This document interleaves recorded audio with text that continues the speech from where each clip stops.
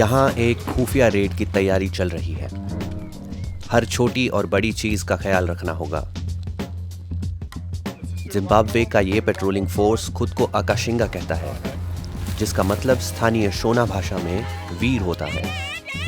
इनका काम जंगली हाथियों की रक्षा करना है।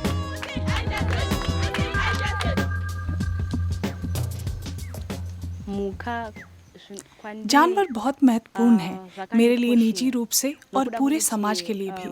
जानवरों को उनके प्राकृतिक वातावरण में जानना जरूरी है, ना कि बस उन्हें चित्रों या फिल्मों में देखा जाए।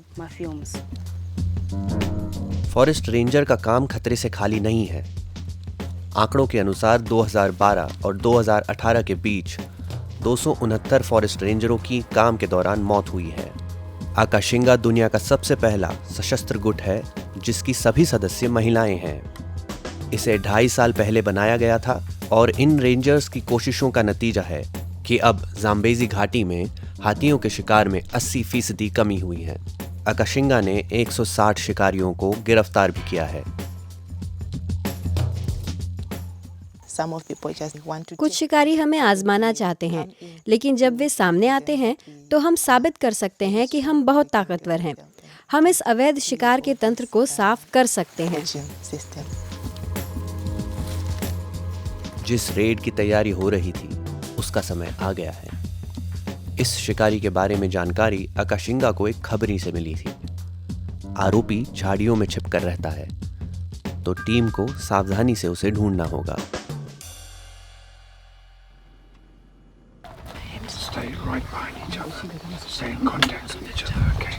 1989 में विश्व भर में हाथी दांत या आइवरी के कारोबार पर प्रतिबंध लगा था। तब से आज तक हाथियों के शिकार में कमी हुई है,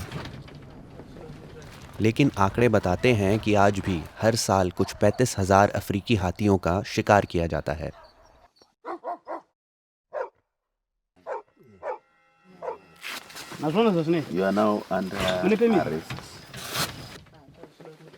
इस आरोपी से हाथी के दांत तो बरामद नहीं हुए, लेकिन अवैध हथियार हाथ लगे हैं।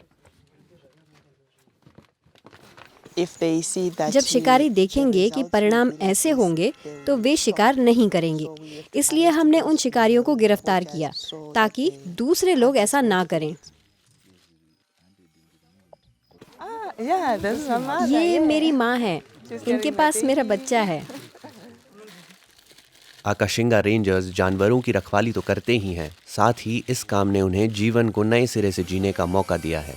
आकाशिंगा की महिलाओं ने यहाँ आने से पहले अपनी जिंदगी में बहुत कुछ झेला है। इस काम से वे अब अपनी तकदीर खुद लिख रही हैं।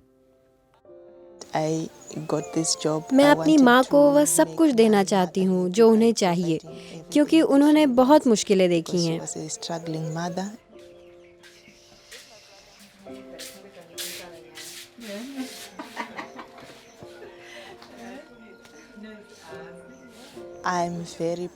मुझे बहुत गर्व है कि मैं एक आकाशिंगा हूँ और मुझे पूरा विश्वास है कि हम आगे और आगे बढ़ने वाले हैं और बिना रुके।